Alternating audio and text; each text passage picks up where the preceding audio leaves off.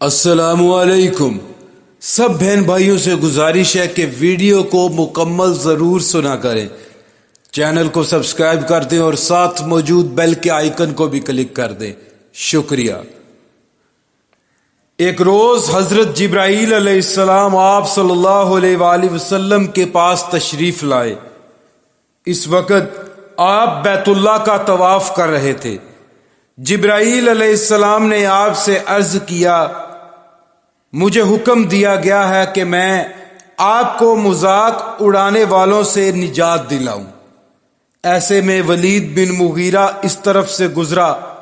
جبرائیل علیہ السلام نے آپ صلی اللہ علیہ وآلہ وسلم سے پوچھا، آپ اسے کیسا سمجھتے ہیں؟ آپ نے فرمایا، اللہ تعالیٰ کا ایک برا بندہ ہے۔ یہ سن کر حضرت جبرائیل علیہ السلام نے ولید کی پنڈلی کی طرف اشارہ کیا اور بولے، میں نے اسے انجام تک پہنچا دیا ہے۔ پھر عاص بن وائل سامنے سے گزرا تو جبرائیل علیہ السلام نے پوچھا، اسے آپ کیسا آدمی پاتے ہیں؟ آپ صلی اللہ علیہ وآلہ وسلم نے فرمایا، یہ بھی ایک برا بندہ ہے۔ حضرت جبرائیل علیہ السلام نے اس کے پیر کی طرف اشارہ کیا، پھر بولے، میں نے اسے انجام تک پہنچا دیا ہے۔ اس کے بعد اسود وہاں سے گزرا۔ اس کے بارے میں بھی آپ نے یہی فرمایا کہ برا آدمی ہے۔ حضرت جبرائیل علیہ السلام نے اس کی آنکھ کی طرف اشارہ کیا اور بولے، میں نے اسے انجام تک پہنچا دیا ہے۔ پھر حارث بن ایتلا گزرا۔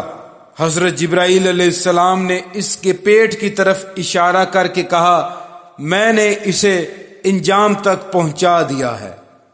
اس واقعے کے بعد اسود بن عبد یغوث اپنے گھر سے نکلا تو اس کو لو کے تھپیڑوں نے جھلسا دیا۔ اس کا چہرہ جل کر بالکل سیاہ ہو گیا۔ جب یہ واپس اپنے گھر میں داخل ہوا تو گھر کے لوگ اسے پہچان نہ سکے۔ انہوں نے اسے گھر سے نکال دیا اور دروازہ بند کر دیا۔ اس کے ساتھ ہی یہ زبردست پیاس میں مبتلا ہو گیا۔ مسلسل پانی پیتا رہتا تھا، یہاں تک کہ اس کا پیٹ پھٹ گیا۔ حارث بن ایتلا کے ساتھ یہ ہوا کہ اس نے ایک نمکین مچھلی کھا لی۔ اس کے بعد اسے شدید پیاس نے آ لیا۔ یہ پانی پیتا رہا یہاں تک کہ اس کا بھی پیٹ پھٹ گیا۔ ولید بن مغیرہ ایک روز ایک شخص کے پاس سے گزرا۔ وہ تیر بنا رہا تھا۔ اتفاق سے ایک تیر اس کے کپڑے میں الجھ گیا۔ ولید نے تکبر کی وجہ سے جھک کر اس کا تیر نکالنے کی کوشش نہ کی اور آگے بڑھنے لگا تو وہ تیر اس کی پنڈلی میں چبھ گیا۔ اس کی وجہ سے زہر پھیل گیا اور وہ مر گیا۔ عاص بن وائل کے تلوے میں ایک کانٹا چبھا۔ اس کی وجہ سے اس کے پیر پر اتنا ورم آ گیا کہ وہ چکی کے پاٹ کی طرح چپٹا ہو گیا۔ اسی حالت میں اس کی موت واقع ہو گئی۔ حضرت ابن عباس رضی اللہ تعالی عنہ کی روایت کے مطابق یہ لوگ ایک ہی رات میں ہلاک ہوئے تھے۔ نبی کریم صلی اللہ علیہ وآلہ وسلم نے محسوس فرمایا کہ قریش مکہ مسلمانوں کو بے تحاشا تکلیف پہنچا رہے ہیں اور مسلمانوں میں ابھی اتنی طاقت نہیں کہ وہ اس بارے میں کچھ کہہ سکیں۔ چنانچہ آپ صلی اللہ علیہ وآلہ وسلم نے مسلمانوں سے فرمایا، تم لوگ روئے زمین پر ادھر ادھر پھیل جاؤ، اللہ تعالیٰ پھر تمہیں ایک جگہ جمع فرما دے گا۔ ہم کہاں جائیں؟ صحابہ کرام نے پوچھا۔ آپ نے ملک حبشہ کی طرف اشارہ کرتے ہوئے فرمایا، تم لوگ ملک حبشہ کی طرف چلے جاؤ، اس لیے کہ وہاں کا بادشاہ نیک ہے، وہ کسی پر ظلم نہیں ہونے دیتا، وہ سچائی کی سرزمین ہے، یہاں تک کہ اللہ تعالیٰ تمہاری ان مصیبتوں کا خاتمہ کر کے تمہارے لیے آسانیاں پیدا کر دے۔ حدیث میں آتا ہے کہ جو شخص اپنے دین کو بچانے کے لیے ادھر ادھر کہیں گیا، چاہے وہ ایک بالشت ہی چلا، اس کے لیے جنت واجب کر دی گئی، کر دی جاتی ہے، اس کے لیے جنت واجب کر دی جاتی ہے۔ چنانچہ اس حکم کے بعد بہت سے مسلمان اپنے دین کو بچانے کے لیے اپنے وطن سے ہجرت کر گئے۔ ان میں کچھ ایسے بھی تھے جنہوں نے بیوی بچوں کے ساتھ ہجرت کی، اور کچھ ایسے تھے جنہوں نے تنہا ہجرت کی۔ جن لوگوں نے بیوی بچوں سمیت ہجرت کی، ان میں حضرت عثمان غنی رضی اللہ تعالی عنہ بھی تھے۔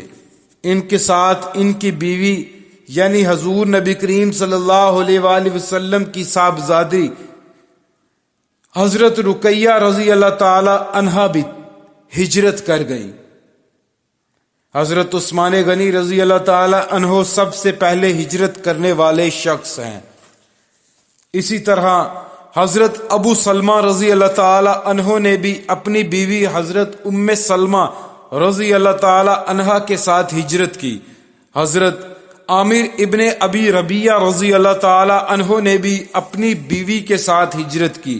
جن صحابہ نے تنہا ہجرت کی، ان کے نام یہ ہیں: حضرت عبد الرحمن بن عوف، حضرت عثمان ابن مظعون، حضرت سہیل ابن بیضہ، حضرت زبیر ابن العوام اور حضرت عبداللہ بن مسعود رضی اللہ تعالی عنہ۔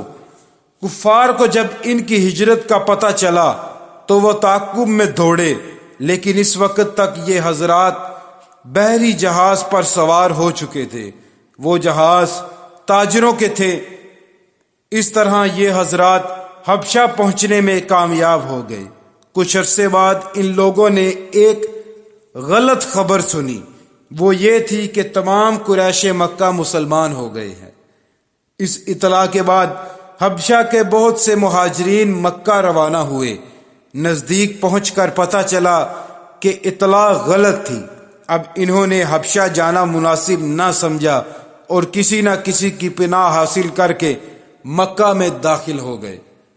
اللہ پاک پڑھنا اور سننا قبول فرمائے، اللہ پاک کمی کوتاہی معاف فرمائے۔